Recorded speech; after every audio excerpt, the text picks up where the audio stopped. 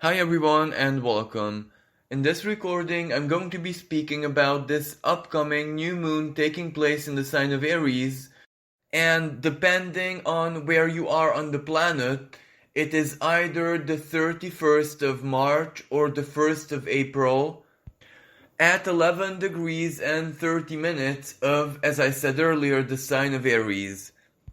Now, this is one of the more intense, one of the more chaotic new moons where everything that is in the sky at this time speaks about the birth of something, and that birth can almost not be stopped. It is already in progress. So something born out of our creational energies collectively, individually, something born out of our desire, something perhaps born out of our needs, or something that we have done, our actions, something that we might have projected onto others, onto the universe. Something is definitely gonna be born.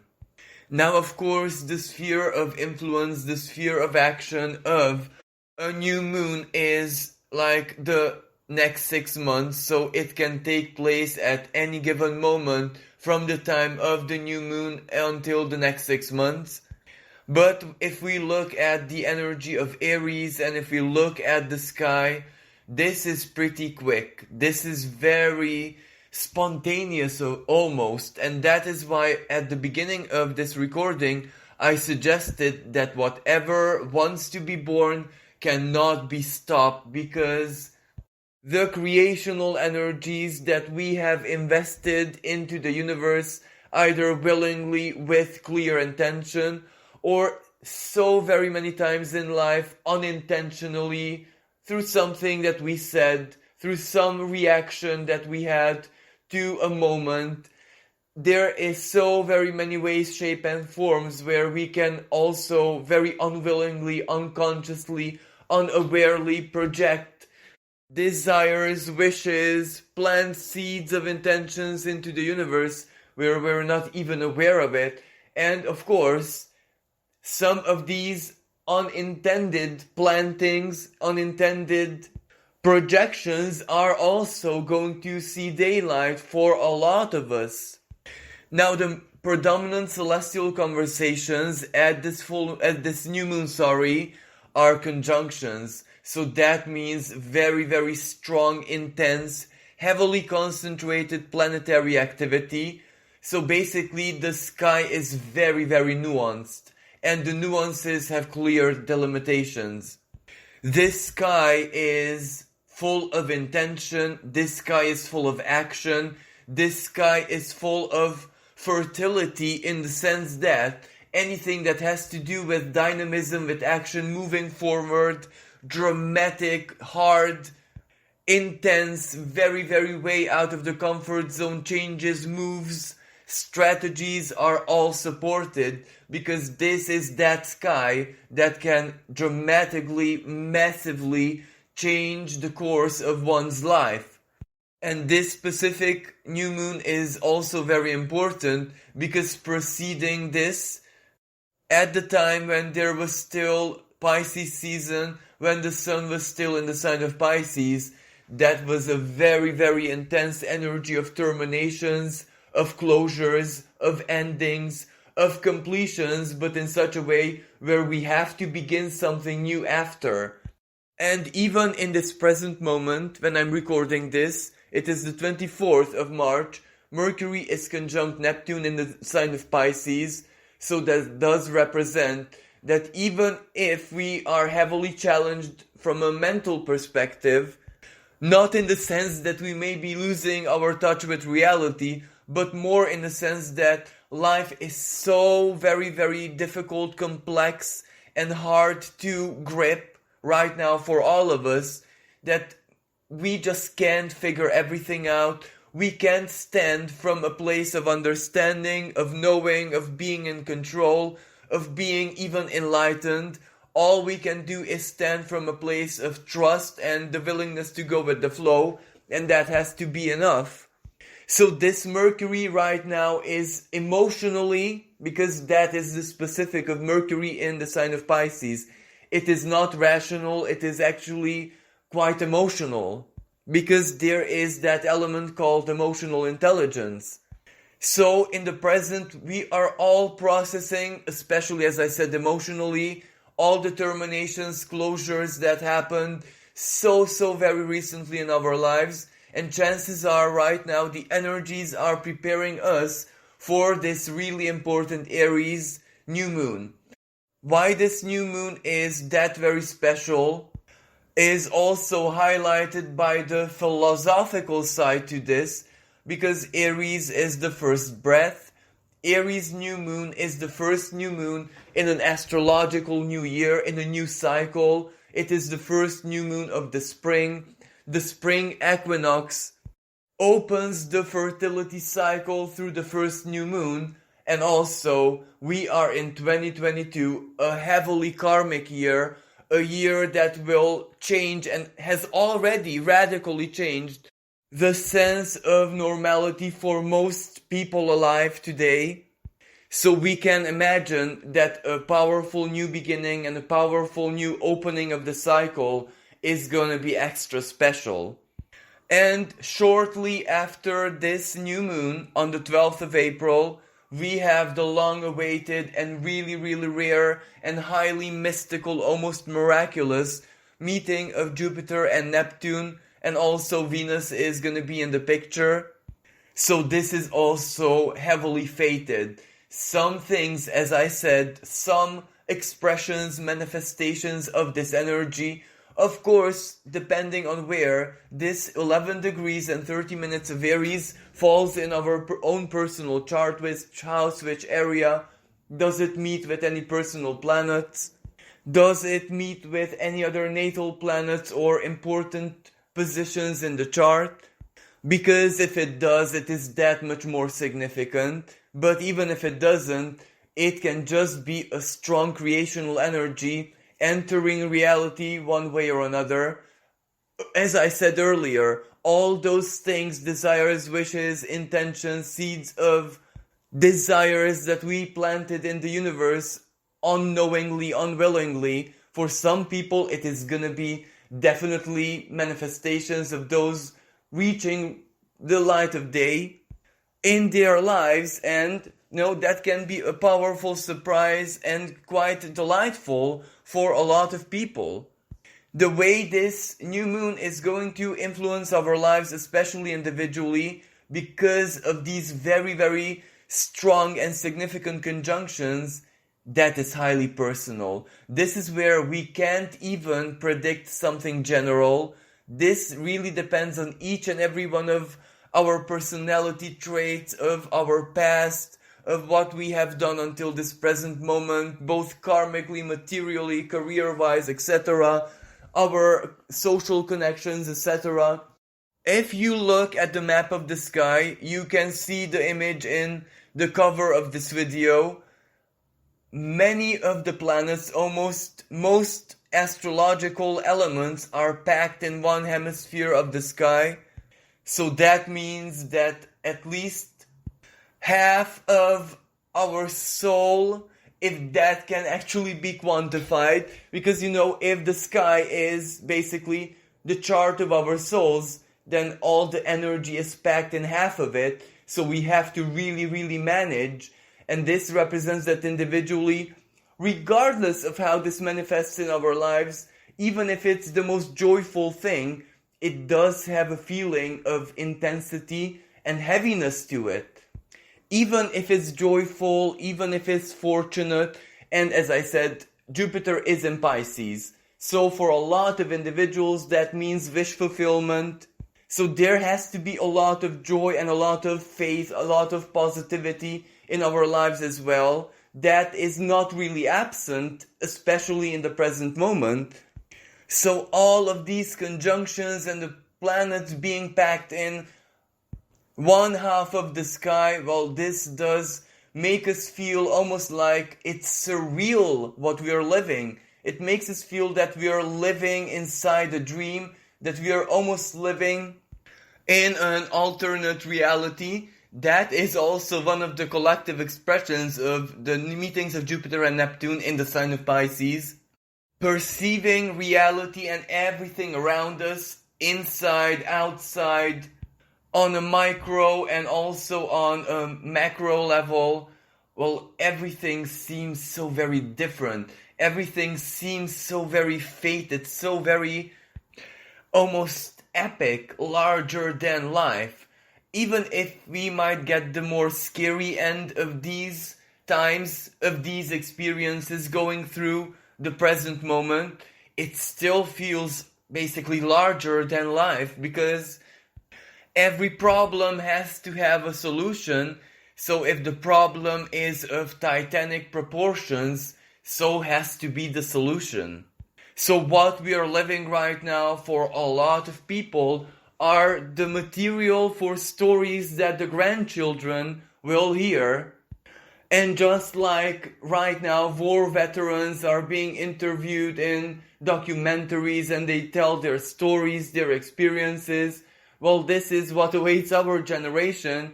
Those of us who are going through these very strong world changes, pivotal moments when everything quantum leaps into an unknown and mysterious future.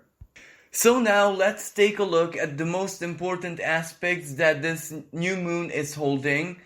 And it is actually a conjunction because the sun and moon are not alone in the sign of Aries at the time of this new moon. They are tightly conjunct with Mercury, planet of the mind, Mercury being at 9 degrees and 44 minutes of the sign of Aries.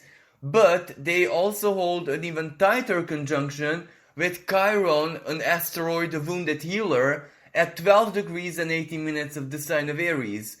Now, the asteroid Pallas Athena and the dwarf planet, the planetoid Aries, is also in this part of the sky, but they are further from this conjunction, but their presence is still very, very important. Especially Pallas Athena, because Aries has a lot to do with her creational story, how she was created. The mythology, of course, not the astrophysics part. Now, Mercury being in the sign of Aries, well, this already speaks a great deal about the nuance of the energy that we are going to be experiencing, because Mercury is the planet of the mind. It rules the flow of our everyday lives. So if Mercury takes part in an important conjunction and there is a fated element to it, then all of us, one way or another, are definitely going to feel this very intensely. And you know, Mercury, planet of the mind, Aries is the head, and these two elements meet. Well, this always represents decisions, choices, us being able to make up our minds. For a lot of people, this also means action. This also means initiative. This also means communication. This also means speaking their minds, negotiating, but negotiating in the sense that they're actually serving their self. They're serving their sovereignty. The lower part of this energy may represent battles, especially verbal battles, Mercury. And this is where two wills or two purposes may clash, so of course there has to be some kind of battle, and naturally we will also see this playing out on the world stage, not just in our individual lives.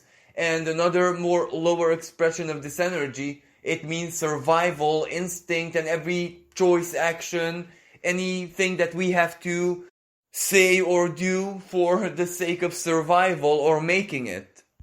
When Mercury is in the sign of Aries, it doesn't need all that much clarity, external clarity, if that makes sense. It needs itself. It needs reassurance from the self. It needs bravery. It needs courage. It needs to know what one's desire is, and that is more important. That is basically the basis of the choice, of decision, of the communication, one's self-knowledge, one's desire, being aligned with our own desires, preferences, what we want, what we will. As I said, Aries is the head, and it is the head where we have the eyes and the sensory organs, which steers our being, even physically. This can also be a very, very spontaneous energy, very quick, instant, because both Aries and Mercury are quick in nature, and at the same time, one of the celestial conversations happening at the time of this new moon, it doesn't converse with the conjunction of the sun and moon, but it is still very important, where Uranus speaks in tension with Mars. That also means intensity, that also means quickness, that also means sometimes chaos, unexpected, having to make very, very quick choices, decisions. Sometimes the opportunity just falls from the sky, and we have to say yes or no there and then without any time of thinking. And this is where Mercury can embody its more instinctual self, because our instincts, our inner intelligence of nature within us, because we are part of Mother Nature, even if we are sophisticated human beings, there is an instinctual wisdom, there is an instinctual intelligence within us, within our deepest being, which in moments of great tension guides us, helps us, the survival mode, the survival knowledge. This is where all of us have an extra sixth sense that just activates and we know what to do. And from another side, this is all about the self. The sun is very, very powerful, very comfortable, very self-centered, brave, and aligned with one's purpose in the sign of Aries. It radiates, it is hot, it is basically the spring of life, the energy of first breath. It is sacred. The self is sacred, and it is this sacredness which gives it its karmic and very strongly fated nuance. Now let's speak about Chiron in the sign of Aries. Well, it is extremely important, because what this tells us, that whatever is born, or in whichever way we begin anew, under the influence of this Aries new moon, well, it is something that has to do with our deepest wound, because this is the wound of the self. This is the wound of such nature where it kind of targets our very basic, our primordial understanding of the self, of our identity, the sun, and also our soul, the moon. The sun and the moon being together at a new moon. It is basically our divine self, our emotional configuration, who we are at the very essence of our psyche, the moon, and the very light of our identity, our creational power, the sun, the light of our consciousness, the human identity, who we basically generate every second which we are alive. So this Chiron wounded the very essence of the self. So if we think back in our lives, what event wounded the self, Aries, our basic understanding of the self? This can be like a strong childhood wound, or something that wounded our core, the will, that which is the divine spark within us. And this new beginning can be born or based around our deepest wound. This can be for a lot of us that moment when we become a Chiron, a symbolic Chiron, when our story, when the very nature, the essence, and Mercury, the information around our wound, what the wound says about us as our human identity, as the human being that we are, the sun, about our soul, about our karma, about our very spirit. Because the way we were wounded, the story of the wound, Mercury, is very important, because that is custom tailored for us, for our journey, to create the true and most distilled, the most pure and authentic version of us. That is this Chiron, that is the wound, that is our immortal nature. And because Mercury is there as well, we understand it, we feel it. Maybe not 100% cerebrally, intellectually, empirically, but we do feel it instinctually. This is where, just like the traveling birds who instinctually know the way through continents, we are the same at the time of this new moon. This is where our instincts and the sacredness, Mother Nature's gift within us activates, and we birth something around the story of our deepest wound. Who it is that this wound helped us to become, who it is that this wound guides us to embody our highest principles, our hardest lessons, but also our greatest joy and our aspirations. How it is that we helped or healed or at least inspired other people who we saw the same wound as we had inside of them. Because this new moon also invites us to become healers, regardless if we embody the wisdom archetype, the warrior archetype, the construction person, the diplomat, the communicator, regardless of what it is that we do with our life path, regardless of what our mission is, we can always choose to also become, let's say, amateur healers, to project healing, to project the distilled essence of our own experience, to share our wisdom to those around us who are carrying the same wound as we did. And this is the sacredness of the wound. This is how a wound turns all of us, regardless of our roles and our configurations, into healers.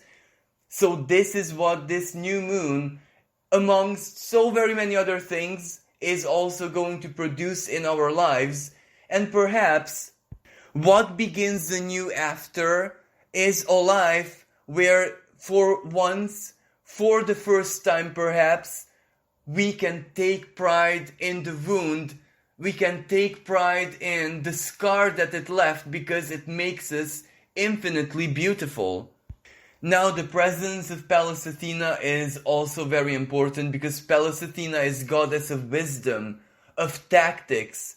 She was born out of Zeus's deepest thoughts, so out of his head, where his head was split. And Aries is the head. So right now, the presence of Pallas Athena in her basically birthplace, energetically at least, symbolically, philosophically at least, well, this represents that she is there to guide something new through her wisdom, through her strength, through her sacredness into existence. This is like where she is a midwife, because she was born the same way, so she helps energies that are ready to be born right now come into the world with her own experience, with her own energy. And Aries, goddess of discord, the sister of Mars in this part of the sky, well, she is naturally the driving force. She is our sense of sovereignty. She is basically the golden apple within us. So she gives a strong sense of urgency to the symbolism of the birth, especially because she is the goddess of creational chaos. It might be chaotic, it might make no real sense in its primal form, but after the thunder, after the alchemical process is over, something almost more beyond than perfect is born out of that chaos. Now, at the time of this new moon, chances are, the overall energy, collectively especially, is not going to be delightful or very, very easy. Well, on one hand, both Mars and Venus are conjunct Saturn. Saturn represents our limitations. Saturn represents our structures. Saturn basically, especially, Right now, in the sign of Aquarius, it represents the duty that we have towards ourselves to do everything that we can in our power to stay rational, to stay above the water, to stay above the illusion, to make sure that at least our noses can breathe in fresh and clean air, air being a symbol of thought, clean and pure thought. So this, among so very many other expressions of this energy, this does represent the blessing of reality check, where we need to stay at least with 1 foot in reality and not move an inch. Ground and anchor ourselves in to reality and be in a state of readiness, either to go with the flow, to seize an opportunity, or do anything that might be required for our well-being, our survival, and this is perhaps the most important, our mental freedom. Mental freedom. Not necessarily physical, not necessarily in any other way, because we are living in unusual times, but mentally we need to be free. We need to make sure that we are the rulers and controller of our own thought, and everything that all of the air signs represent, the intellectual, the mental sphere. Lower mind, higher mind, anything that has to do with the mind included here. And Mars squares Uranus. Mars is being challenged to find a way, to find solutions, to find breakthroughs, to do what it can to fight for Aquarius, freedom, equality, equal chances, the well-being of the individual and the collective as well. So harmony and balance, basically. Also, there is Venus conjunct Saturn. Our value systems are already upgraded. We just need to embody them, and this can feel like a struggle. Saturn is exactly conjunct asteroid Pallas Athena. She rules commitment. So this is where we will decide at this new moon which of our relationships, our interhuman connections, Aquarius, we're taking with us into the future, new breath, beginning anew, etc., and which has to stay, outside of our sphere, cord cutting, so to speak. And Saturn, this isn't personal, this is need, this is reality, this is fairness. Vesta, goddess of the sacred flame, is also in this part of the sky. She's not conjunct anyone, but she is in Aquarius, so she adds a nuance of sacredness to this. She always highlights the planet's more divine, more noble side. This is where if we look at something from heaven's perspective, it is always going to be much greater, much more logical, much more loving than if we get into the small details. And this is what Vesta is really good at. She helps us burn with faith and optimism, the sacred flame. Another important energy, which also doesn't converse with this new moon, but Jupiter and Neptune are already very, very close to each other. They are preparing for their great conjunction on the 12th of April.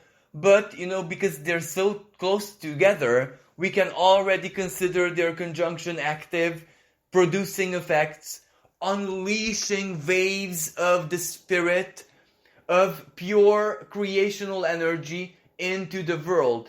Now that energy is illusion.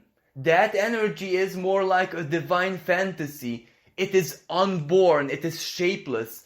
It is just like a plasma. It is just like a spiritual, ethereal, primordial soup flowing everywhere. And of course, that gives birth to something. And this is where these two energies, alchemically speaking, go so very well together.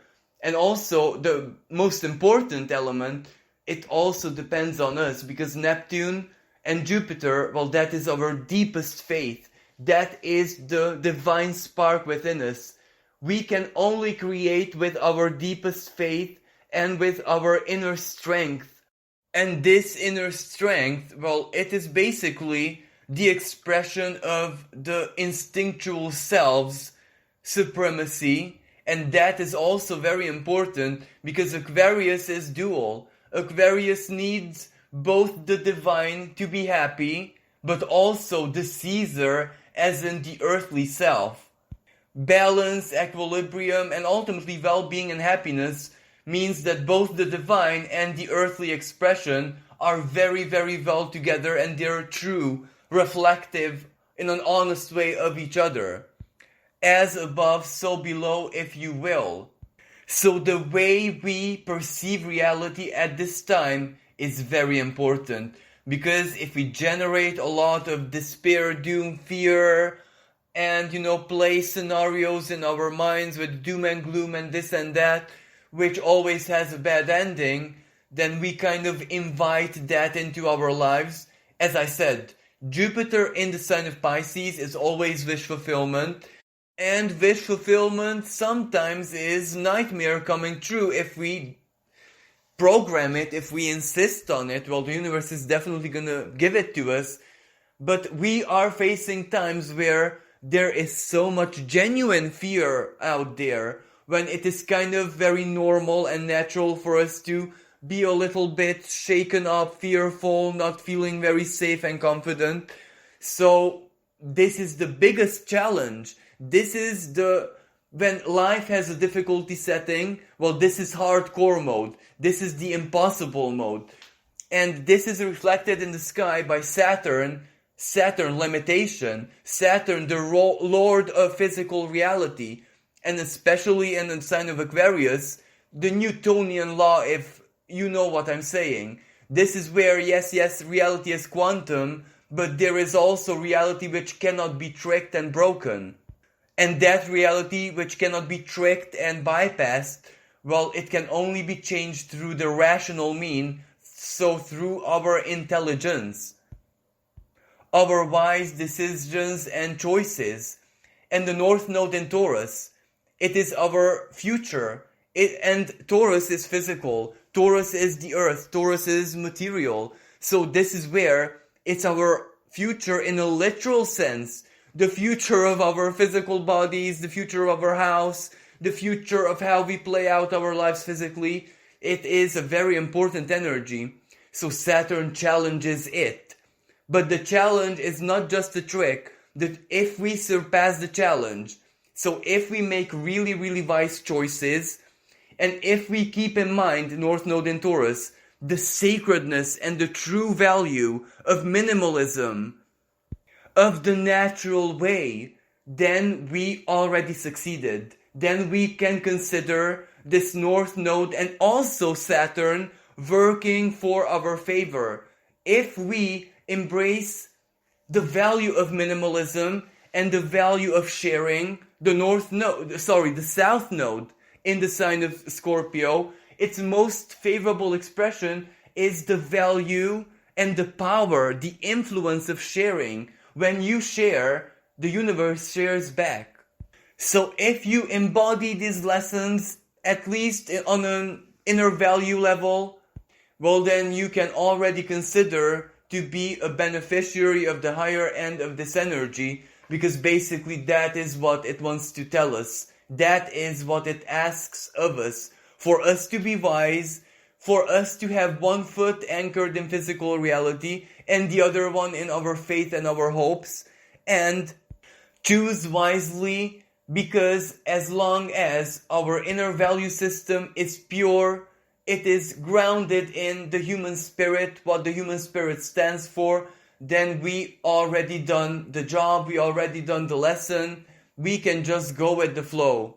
The universe might not rain gold and silver down on us, but it will definitely show us the way, guide us, help us, and almost literally provide for us in the most mysterious of ways, as long as we have learned and integrated the value of minimalism and the power of sharing. Now, collectively speaking, well, this will definitely begin something new in the world out there, but it might not be the most peaceful energy, because this is Aries, this is the individual, this is Mercury, an awakening of the inner self, our instincts, our warrior spirits, Aries, to protect our sovereignty, our rights, our integrity, survival. So long story short, people out there are ready to fight, and then Mars is so very close to Saturn, and for the ancients, both of these planets were malefic. So whenever they held important conversations in the sky, that meant trouble. And a conjunction is a very strong, hard aspect. Saturn can basically restrict, even physically. It can represent law enforcement, the military, physical restriction of freedom of anything that Aquarius stands for, including on the internet, freedom of speech, freedom of expression, etc. And Mars is the planet of war, god of war, action, militaristic action, assertion, standing up for it. So this can represent some conflict, militaristic action, civil war, revolution, people against anything that restricts their freedom, so that's Saturn. So this spells trouble in any way, shape, and form. And also there is Juno forming an exact conjunction with this Saturn, so strongly evaluating our, partnerships of any kind. But if we kind of look at this in a collective sense, well, if there is trouble out there, of course people will be much closer to their partners, to their family, to those people who they have strong commitments with, including if they're just colleagues. If you spend 8 hours a day with a certain person for 5 days a week, you're gonna have a strong connection with that person one way or another, if you know what I mean. But this can also represent a crystallization, Saturn being made permanent, of an alliance, Juno, international diplomatic alliance, or Aquarius, anything that has to do with the human collective, the collective and the individual, or something on the internet, or something which has to do with our highest principles or the law. Juno is usually commitment which is kind of real, even in a legal sense. That's why I'm thinking that this will also reflect in a legal way, one way or another. But we must not forget the creational aspect of this energy. Saturn's influence can also be quite beneficial, because at the end of the day, Saturn is the manifester. Saturn is he who allows something to exist in physical reality or not. Or from another perspective, Saturn is the blueprint. Saturn is the lattice, the backbone of anything that has to do with manifestation, thought entering reality, the sign of Aquarius. Or let's say the sign of Leo, the opposite sign, the heart. If the feeling, the desire, the creational energy, the symbolism of Leo, passed the trials of Saturn, well, it can be born. And what a good time for this, a new moon in the sign of Aries, going forward. So even if there's conflict in the world, even if there are troubles and difficulties, something really good can be born out of this chaos. And let's hope that we are also going to see this side of this energy playing out in the world. Now, individually speaking, as I said, if you have strong plans, if you're already prepared to begin anew very, very soon, well, then this new moon in the sign of Aries can be your key to success. You might not necessarily need to begin exactly on the 1st of April. As I said, the sphere of influence is the next 6 months. But then, around the time of this new moon, so the 1st of April, you might be feeling your desires very, very strongly. You might be feeling so very certain that you want to do that, begin anew, or any kind of project, any kind of work, any kind of future plan. If you feel it very, very strongly, that chances are it is gonna manifest, or you're gonna work with it one way or another with the energy of this new moon. And if it's something big, for example, something which was built around a big like fiasco in your life, a wound, anything that can symbolize Chiron, where you had a big plan, Aries, first breath again, but it didn't work out too well regardless of your sacrifices, Saturn. Maybe that old theme, that seed of desire from the past, is gonna be reborn in a new shape where this time, because you suffered the defeat and the fiasco, this time the universe guided you, trained you, taught you how to make it work. So the person who you are now is more than competent and able to work with that dream, that desire. So the symbolism of Chiron again.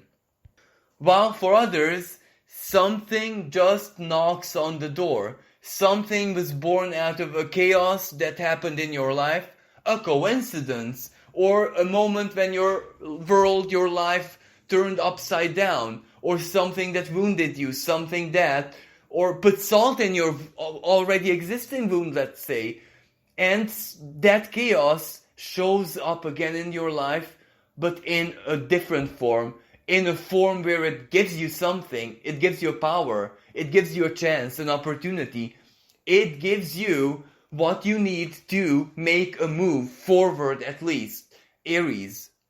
It can give you an inner strength as well, to be brave, to be bold, to be courageous, to believe in yourself, to let your light shine exactly in the moment when you need it the most. Let's say a job interview, anything that requires courage. So for some people this can be almost like being possessed by an inner strength to do something, having the strength to do something which is impossible for you personally. And like with any new moon, do not forget to plant a seed of intention either for yourself, for the world, or for your loved ones. This is a really important gesture, not necessarily because it's all that powerful and you literally get what you asked for, but because this is like a gesture of recognition to the universe, where you kind of contribute with a thought, with an energy, with a simple desire to the future. Because that is the essence of a new moon, to plant the future. So you just show the universe your contribution. Of course, it can use it or not use it, but it is a sign of being present. It is a sign of being part of the human collective and caring. And maybe this gesture doesn't do a lot for this specific new moon or on any specific new moon, but if this gesture builds up over time, well, it's honor. Ultimately, at one new moon, when you need it the most in your life, the universe is going to give it to you more abundantly to honor you back than you could ever even dream of. So this is how small gestures like this connect us spiritually to the source in a way that sometimes even the most complex and costly ritual would not do that. And like always, Saturn in the sign of Aquarius, humbleness and just living in appreciation, that makes all the difference. Because ultimately, Aquarius, it is the human consciousness, collective consciousness. And Saturn, it is reality, reality check. And reality is not just doom and gloom. Reality is also full of things which we can appreciate, and they are very, very important. Yes, of course, starting from running water, hot water, etc. Yes, but these are essential for life, and they ultimately need to be included on our everyday appreciation list. Because that is simply being honest. That is part of reality. If we have those, well, that is a blessing that we cannot ignore. And slowly but surely, gestures and mindsets like this change and transform our lives, and we might find ourselves very soon one day where we end up Saturn smiling down on us, and we might just wake up that life under that energy is so very different. It is so very safe and calm, because everything that we already see and appreciate makes us feel calm and safe. So this concludes today's recording. Thank you so much for listening. If you'd like to support my channel and my work, you can donate in the PayPal link in the description below. With this being said, I wish everyone a brave and magical and really, really intense new moon. Until next time, bye for now.